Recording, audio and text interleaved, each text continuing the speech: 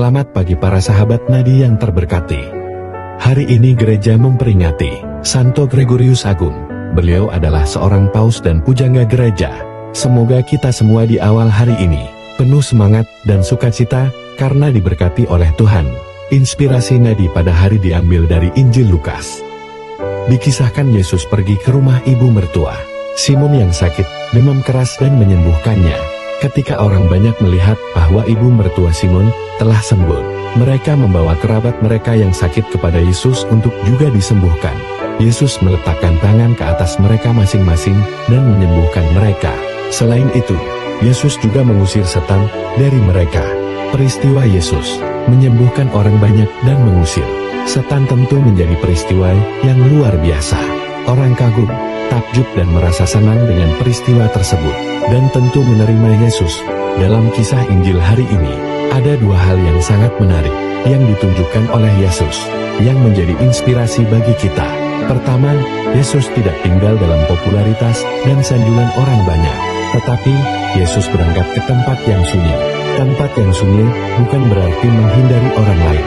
Tempat yang sunyi adalah tempat dalam arti rohani, di mana Yesus menyepi dari kebisingan untuk berkomunikasi dan bersekutu dengan Allah. Kedua, Yesus konsisten dengan tugas perutusannya untuk mewartakan karya keselamatan Allah. Ketika ia ditahan oleh orang banyak untuk tinggal bersama mereka, Yesus justru mengatakan, juga di kota-kota lain aku harus mewartakan Injil Allah, sebab untuk itulah aku diutus. Yesus tidak tinggal dalam penerimaan dan sanjungan karena melakukan hal yang luar biasa. Yesus tidak larut dan jatuh dalam popularitas. Ia tetap fokus pada perutusannya. Kita juga banyak kali masuk dalam pujian dan sanjungan karena pekerjaan atau karya kita. Kita tentu merasa senang dan bangga ketika mendapat pujian, dan kita juga akan senang ketika kita diterima dalam suatu komunitas atau kelompok. Semakin kita dipuji dan diterima, maka kita semakin senang. Itu sangat manusiawi.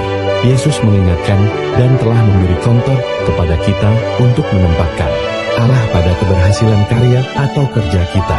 Allah lah yang menggunakan diri kita sebagai sarana warta keselamatan Allah. Oleh karena itu, karya atau kerja kita adalah karya Allah. Ketika kita berhasil, kita kembali ke tempat yang sunyi untuk berdoa dan berkomunikasi kepada Allah. Selain itu, hendaknya dalam karya atau kerja kita, orang bisa sampai pada Allah.